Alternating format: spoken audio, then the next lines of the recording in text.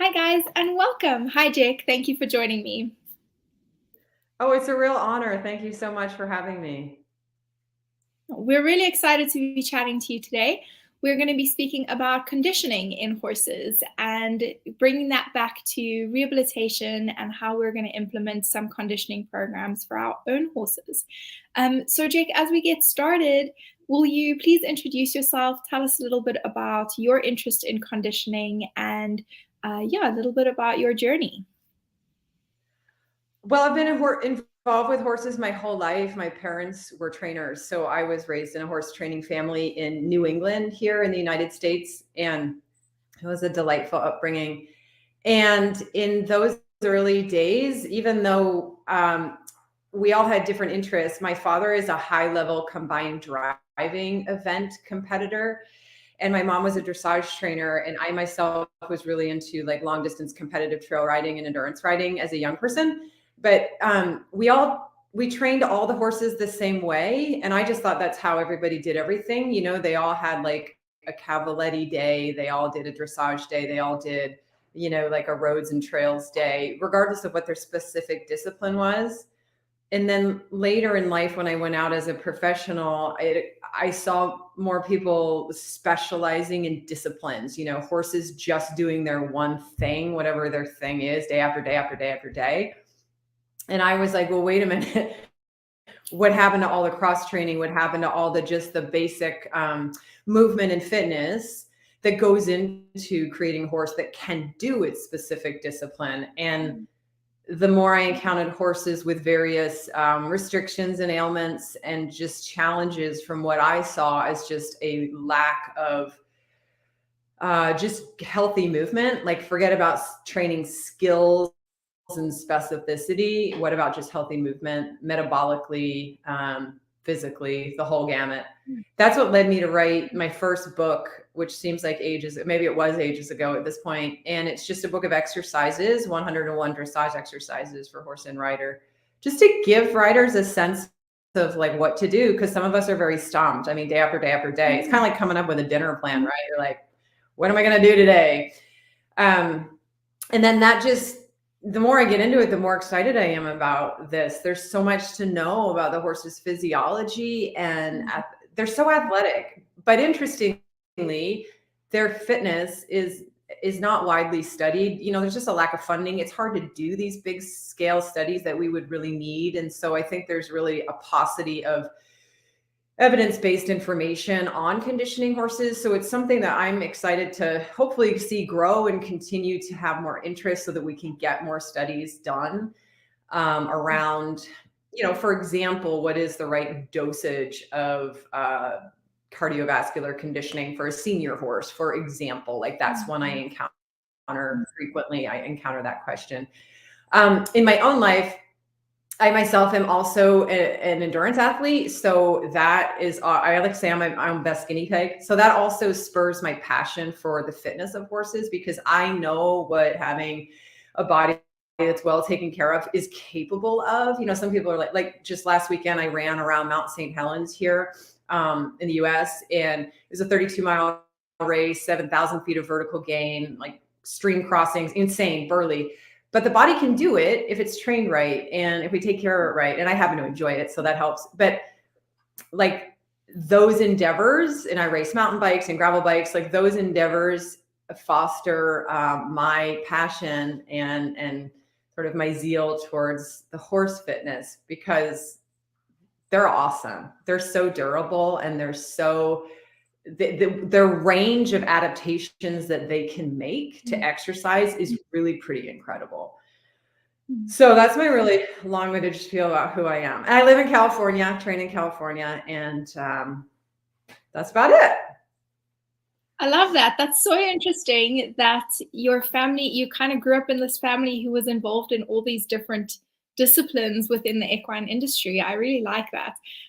I think probably if, I was one of your parents, we would also be doing all the same things with all the different horses. So cross-training them for all the disciplines for the sake of simplicity. But I think that's such an incredible opportunity. I love that. So those who have joined us live, Nadia, it's so good to have you with us. Please introduce yourselves. Let us know where you're from. Today we are talking about conditioning horses with Jec Ballou.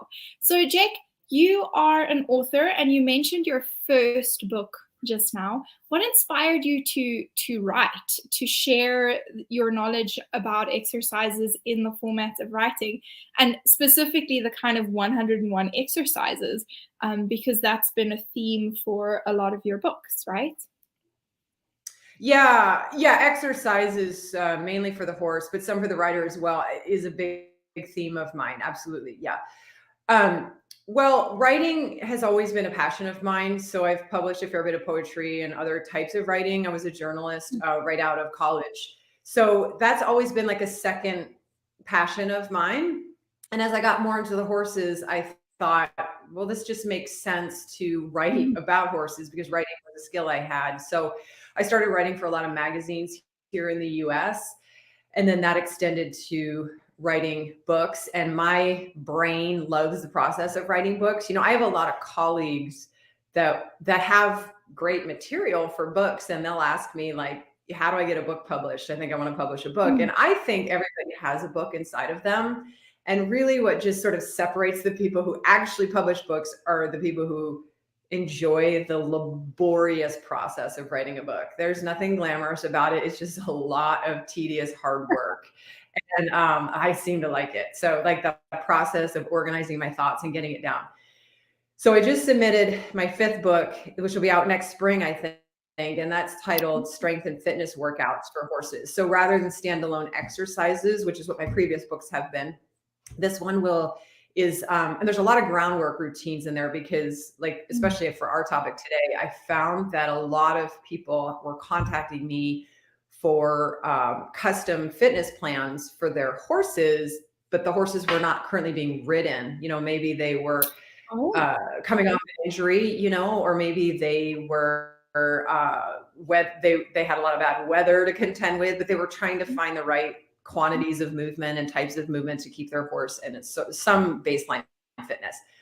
And so I found that there was a need for not just which exercises are good, because like, let's take a human exercise, like push-ups, for example, could be a good exercise for some people, depending on the person, but like how many push-ups do you do?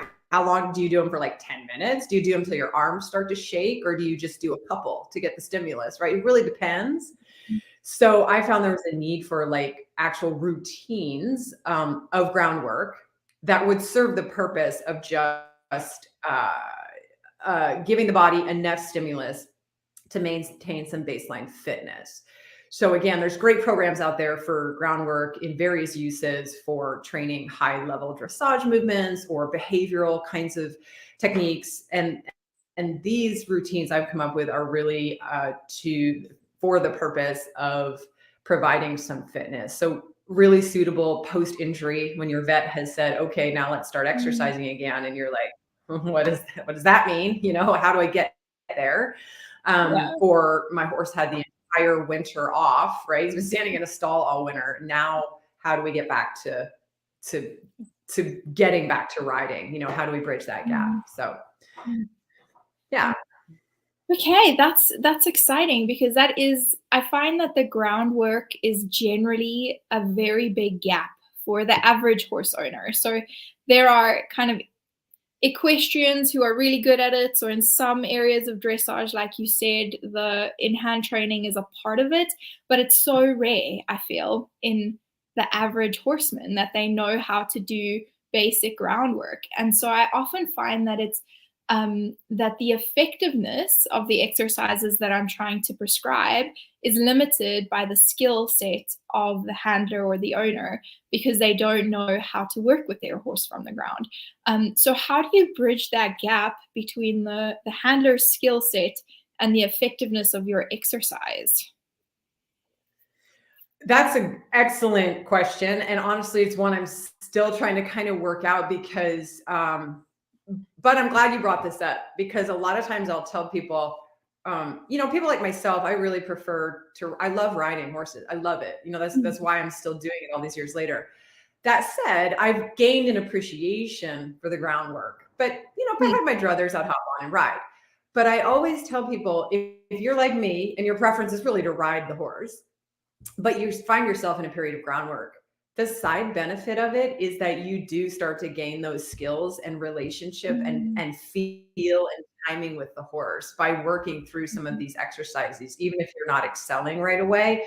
So what I have hoped to do in my last book, in 55 Corrective Exercises for Horses, in my opinion, most of those exercises are intentionally not complicated from a handler standpoint. So to go back to the really good point you just made, is there is a skill need for something like shoulder in hand when you're doing shoulder in from the ground, or like a real controlled pattern of movement where you're really getting a set number of steps, for example, from the horse. So to sort of limit the learning curve for people, what I've tried to do is come up with some exercises that are pretty, I won't say like anybody off the street can do them, but even if you find yourself a little bit challenged with your handling skills, by doing the exercises, they're set up in a way that you will achieve the skills that you need, in my opinion. And I see that happen. And then people will report that through doing the exercises, even though they might have started the exercises out of sheer necessity to rehab their horse, they'll email me and be like, oh my God, Cody and I are having this a deeper connection. Like, I feel like my horse is more connected to me, and this is really gratifying. And that's cool. And I've experienced that myself too. I don't know if you have, or you've seen that from clients. Yeah, no, I'm the opposite to you, Jec. When I started learning about groundwork, I basically forgot how to ride. I just almost never get on my horses anymore because I love it so much. I honestly, I just want to be on the ground with them. It's a bit sad. I've had to remind myself a few times, hey, you're doing this so that you can ride your horses better, but that's okay. That's okay. Yeah. So guys, for those who are joining us, I see quite a few people have hopped on with us in the last few minutes. It's great to have you. Caroline, it's super to have you join us today. Please introduce yourselves, let us know where you're from, and if you have any questions, please share them in the comments. We are chatting about conditioning horses today. So back to the subject, because I've gone on a tangent, of course I have. What exactly does conditioning mean to you, and what does it look like, or should it look like in an athlete?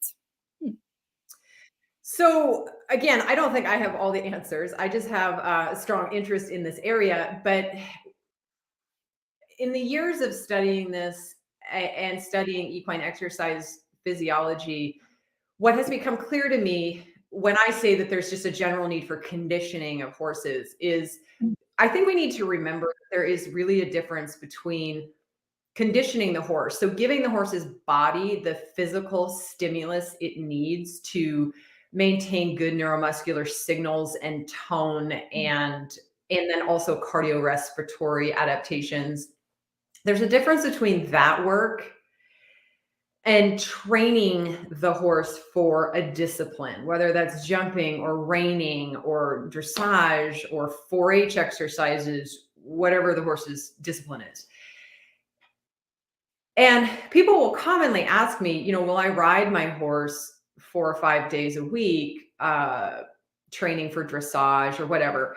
Isn't the horse therefore getting the conditioning it needs? I'm getting the horse out for 45 minutes or an hour a day. Isn't it getting what it needs? And the answer, unfortunately, well, first of all, yay, give yourself a pat on the back, because having that kind of consistency can be tricky with our busy lives. So that is wonderful. Unfortunately, from a conditioning standpoint, no, the body's not getting what it needs. Primarily, here's why. When you are schooling a lot of skills and fine motor control day after day after day after day, we are commonly neglecting just the basic aerobic conditioning that a horse needs.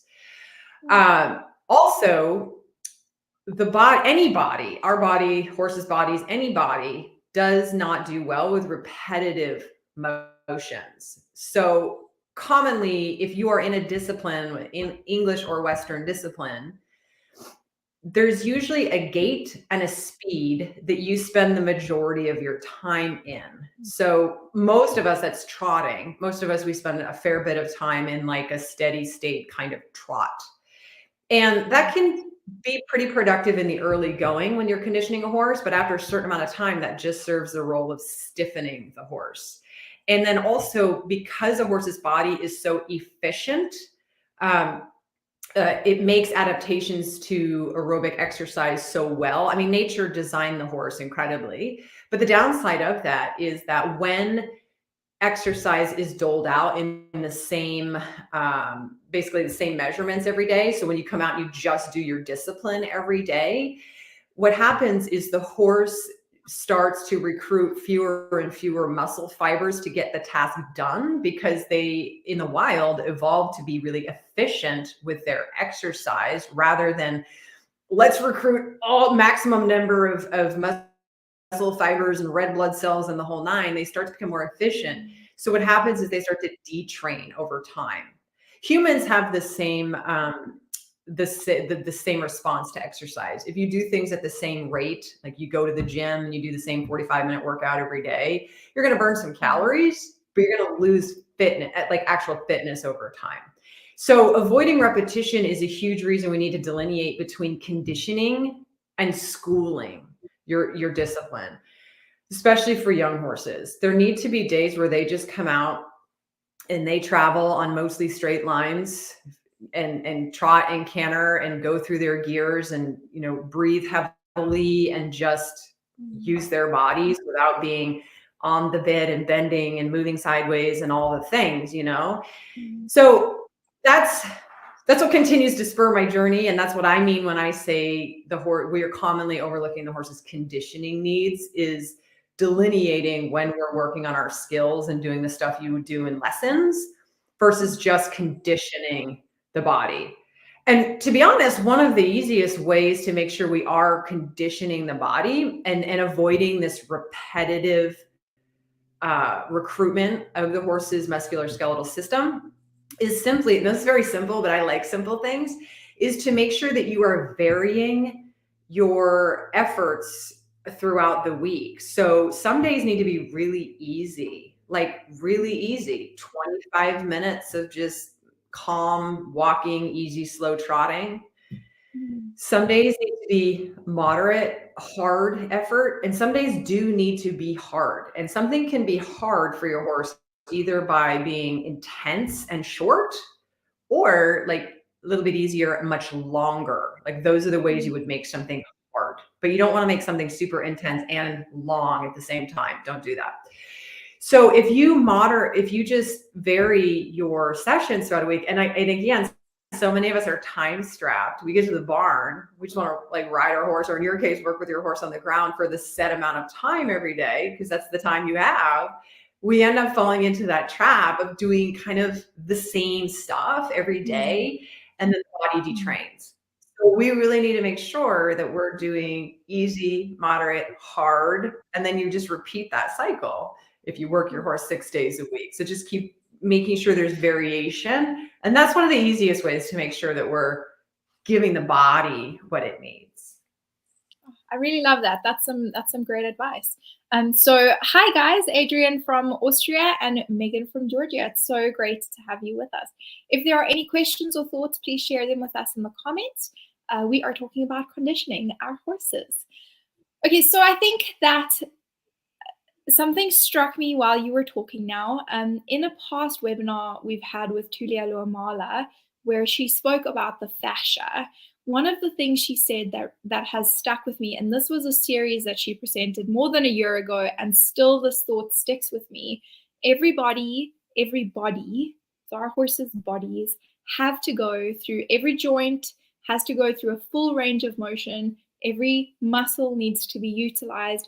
Every gear, every speed needs to be engaged at least once every 3 days. And ideally every day. The body needs to go through a full range of motion. Every muscle needs to be engaged for us to keep the fascia healthy and for the body to stay healthy. And if I think about my horses that love to just chill in the paddock, they don't do that for themselves. We need to help them along that process because they'll just chill in the paddock all day, maybe have a roll, maybe have a little trot. They're quite relaxed dudes. So you've given a pretty good indication now of having that mild, moderate, and then more intensive exercise in a cycle. If we are trying to maximize our skill development in a certain area, and we're wanting to focus on that more at a specific time, my guess would be that we would kind of cycle through a period where we're focusing on skill development and then taking a break from that and going back to more cardiorespiratory conditioning and then cycling back. Within a typical week when we're kind of just maintaining our horses, how much time would we spend on developing skill versus maintaining condition? What kind of ratios? Yeah, no, that's an excellent question. And it depends how many days a horse is exercised. So I'm hoping that for our audience, at least, between 4 to 6 days a week is really ideal. I know many people struggle to get that many days with their horse, but let's say you're getting the horse out at least 4 days a week. My rule is at least one of those days needs to be just purely conditioning for cardiorespiratory. To be honest, horses they adapt really, really well to cardio stimulus and quickly.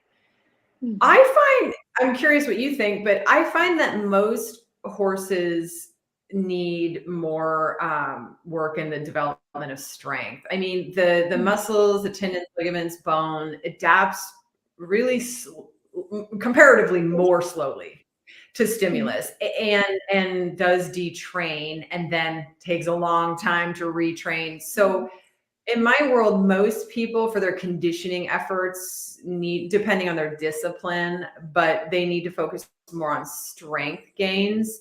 So that's why I think 1 day a week of just, having a gallop in the field or just going for a trail ride or something that is just cardio respiratory focused is plenty for the average horse. I'm not talking about Olympic contenders here, but just, for the high level amateur performer, that would be my rule. So, between 20 and 30% of time should be spent on just conditioning. I love what you said about the fascia though. That is just music to my ears. Like my heart is so full because it's true. And it's just good for this information to get out there. I'm a dressage trainer, so we have a lot of these ideas that I think we could grow a little bit beyond. Some dressage trainers still hyperventilate when, for example, I do have the luxury of access to a big field that I put a track in, and 1 day a week at least, sometimes more, we go out there and we just simply do 1 minute intervals, 3 minute intervals, whatever I've decided the workout is for that day, but it's just conditioning, right? I'm not asking anybody to be on the bit. We're certainly not doing collected canter. We're like moving. Yes, we're probably on the forehand and that's okay. But a lot of my colleagues will hyperventilate, like, oh my God, though you can't let them gallop. They're on the forehand. And I just return to what you just said is like, yeah, they're on the forehand. Yep. We're just conditioning here. Like I'm not preparing this horse to go in and do a dressage test 10 minutes from now, right? Because that would look different than what I'm doing here. The body needs to move. If I only do myself a squat to the same angle every single time I do that exercise, my range of motion is only going to be that, right? Like that's all I can do. I have to have full range of motion. So I need to visit those spaces, those areas. And that's what I've seen be true with the horses. And it's not, for me, it's not just idealism. Like the horses I work with are really sound. We don't have sports injuries. The vet's not coming and giving injections all the time just to keep them moving. Like it really works if we just simplify things and we work their bodies in the way that you just described, like full range of motion, full range of energy outputs, and you can tell I just talk about this forever. I just love it. What's next? What's our next question? I think I'd love to focus a little bit on how we're bringing conditioning into rehabilitating patients. So when they have that gap where they are needing to rest from an injury or recover from an injury, how are we going to incorporate some form of conditioning to, yeah, and why would we? Do we just allow them to decondition through that rehabilitation process and then build back their conditioning afterwards, or are there ways that we can help them maintain some of their fitness level, yeah, some of their strength, etc.? Yeah, I mean, I think some of it depends on the injury, but I am seeing a move away from, for sort of the more common injuries like suspensory tears and that sort of thing. I am seeing a move away from like full confinement of the horse, which is in my world a good thing. So that they don't fully detrain. And I am seeing more of an emphasis on doing stationary exercises, which we are proving are beneficial. So all the pelvic tucks and belly lifts and dynamic mobilization and even body work techniques while the horse is stationary in that sort of active injury phase, I think helps them then when they are cleared to begin their controlled movement, the walking, the hand walking. I think if you've done several sessions per day of the stationary exercises, if your horse is to that level of confinement, depending on the injury, then they're set up to get more out of the controlled exercise. So instead of this like mind numbing, we've all been there, leading the horse up and down the driveway for the 10 minutes of walking that you're allowed. I feel like then, rather than that, then you're set up more to maybe have some backing up steps, maybe be treading across different terrains, surfaces, things that are going to get the conditioning coming back on board faster. And what I say to people in this scenario is, and of course, it's always easier when it's not your own horse you're dealing with. So I can dole this advice out. But of course, if, when I'm in the situation myself, it's much harder to take my own advice. But fitness is protective.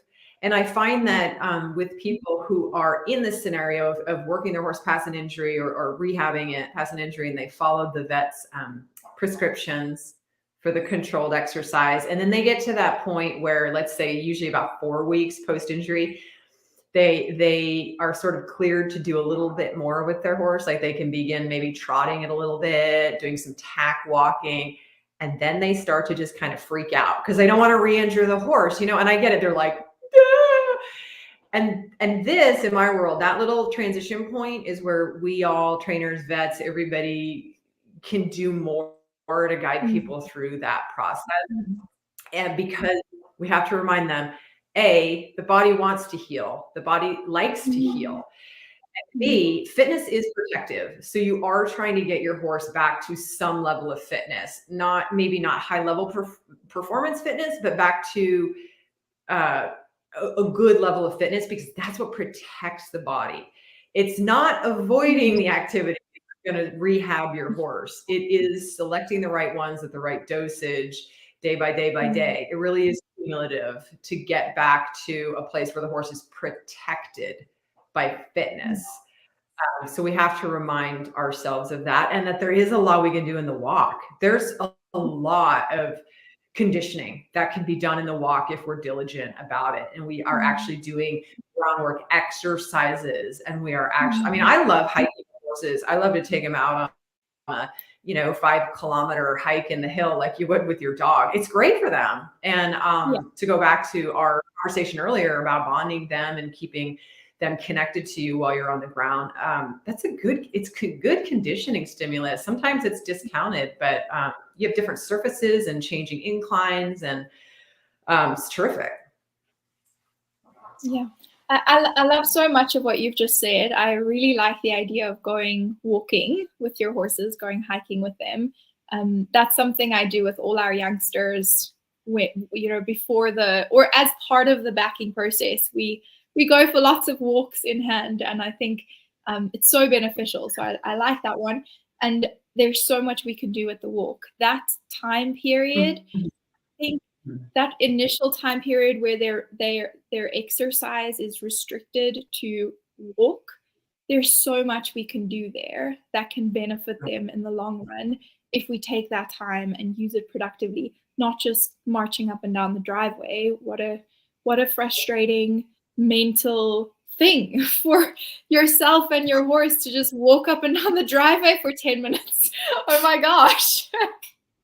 No, so Yes, yes. there's so much more that we can do, and that excites me. That's where the kind of skill development in the handler gets really exciting for me, because if they take that opportunity to develop their skills in hand, the sky's the limit. And then coming back into work is really easy, because it's a creative process of involving different movements and different exercises, and the way that you progress your horse's body feels right. You can feel that progression when you're developing your own skill as a handler, which I find really exciting.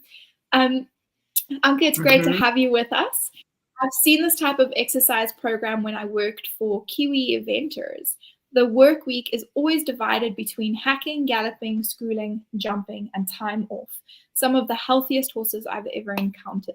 That's fantastic to see that kind of cross training essentially is still used. Fantastic.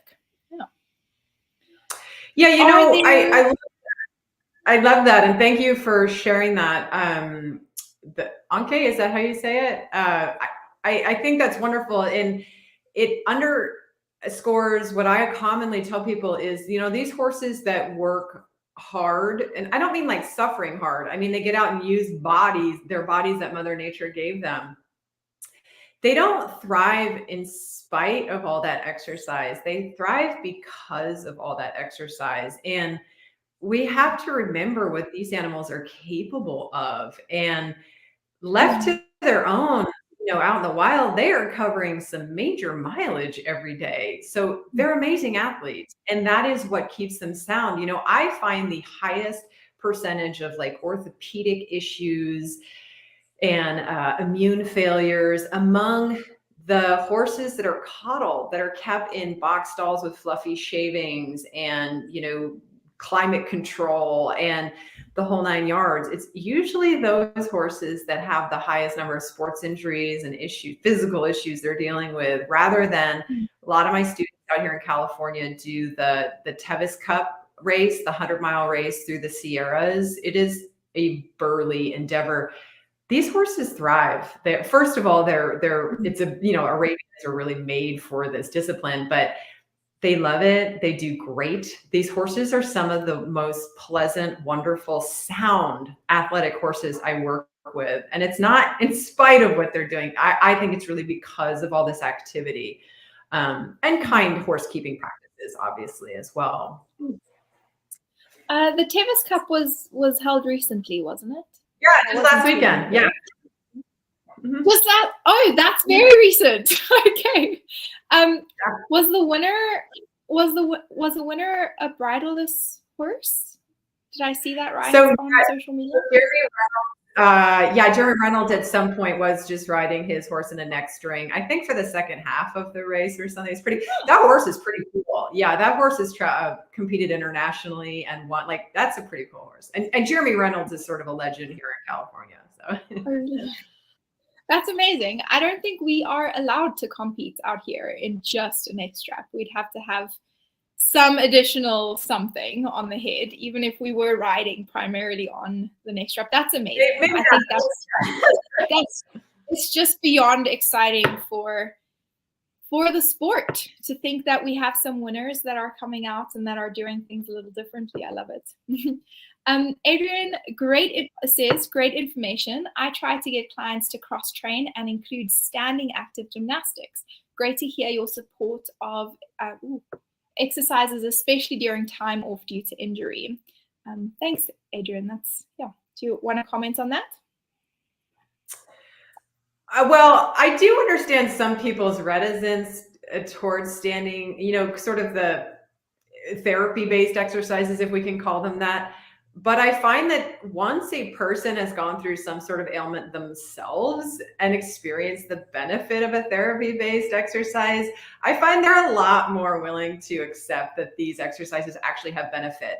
I mean, I get it. Sometimes these exercises, you're physical therapist might give you, they just seem a little silly, to be honest. You're like, let me put my arm here for 10 seconds. I mean, come on, like give me some real weights, right? Myself, having had like a naggy little hip sort of situation, when I don't do these silly little exercises, man, that thing flares up. And when I do my little silly PT exercises, I can run 50 miles. I mean, no pain, nothing. So I'm a believer. And I have seen it for the horses, but I find that when people go through it themselves, they're like, okay, this exercise might seem ridiculous, but it works. So I'm in. I love that you have just phrased it that way. I love that. I think we don't often think about it like that if we're not athletes ourselves or haven't recovered from an injury ourselves. We might miss that perspective from our clients. So thank you for sharing that. Horse-Led Healing says, thank you, Anae, for these webinars, and thank you, Jec, for your books. My clients love your 55 exercises book. Thank you for continuing to educate us all. I love that. Oh, thank you. Thank you. And then hi from Cape Town. I can't see who you are, which means you're probably commenting from one of our groups and you have not enabled StreamYard to see who we are. But hi from Cape Town. It's super to have you with us. Jec, before we end off, can you tell us a little bit about your books and where we can get them?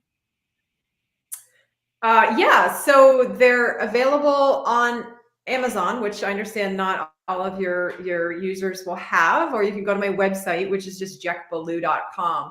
So I wrote the first book, 101 Dressage Exercises. That was the first one. That was followed up with a book called Equine Fitness. Then I wrote 101 Western Dressage Exercises. And the most recent book is the 55 Corrective Exercises book, which I think has been the most popular. I hear from people all over the world who have that book. It's so cool.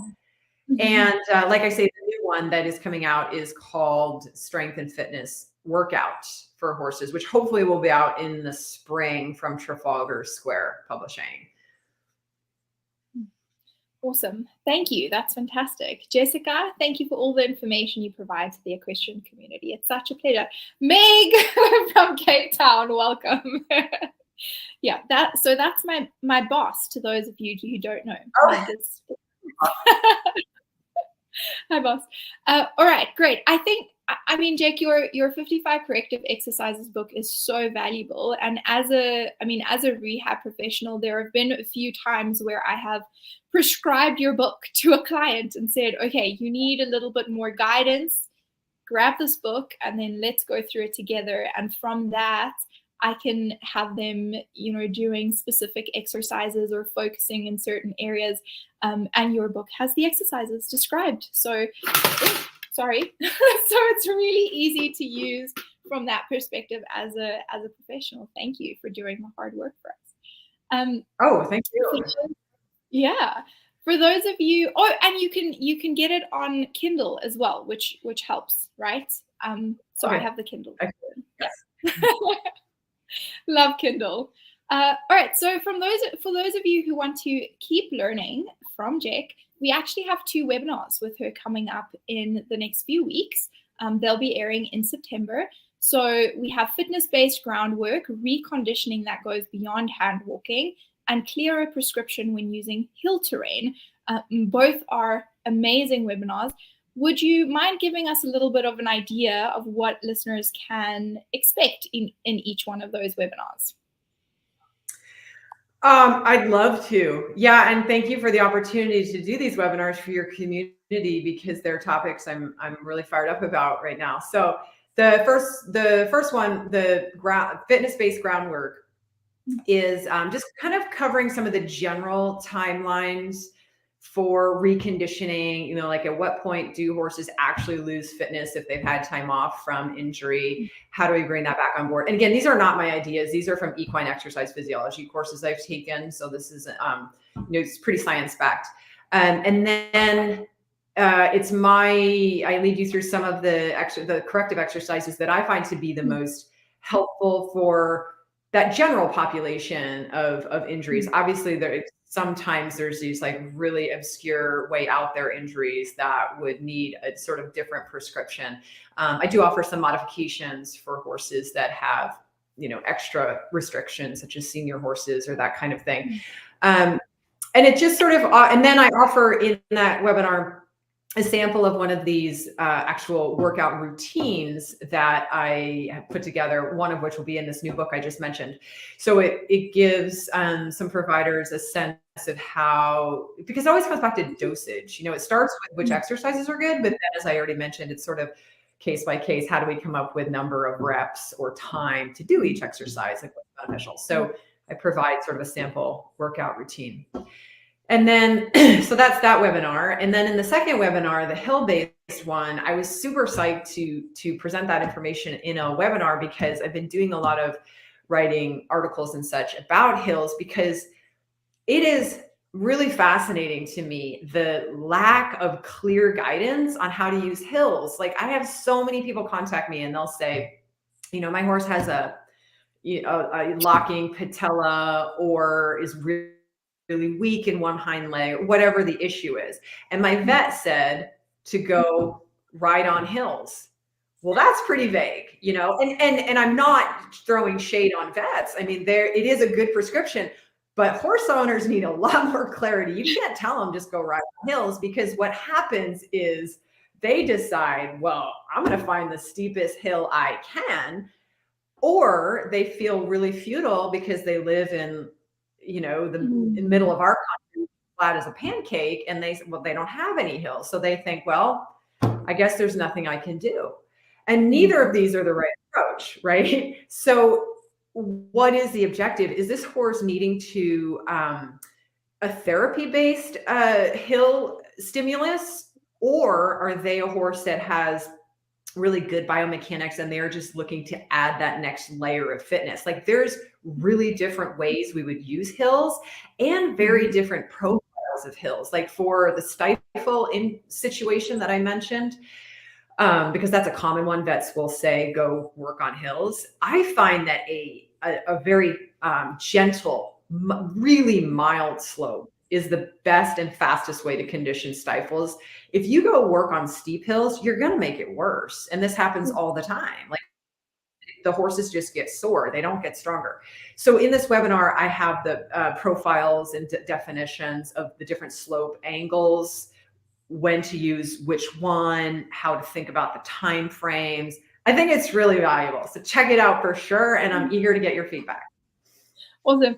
I have pre-watched both webinars, which is the benefit of my job. I get to watch them first, and I really love the hill one, because, like you say, it's a clearer perspective.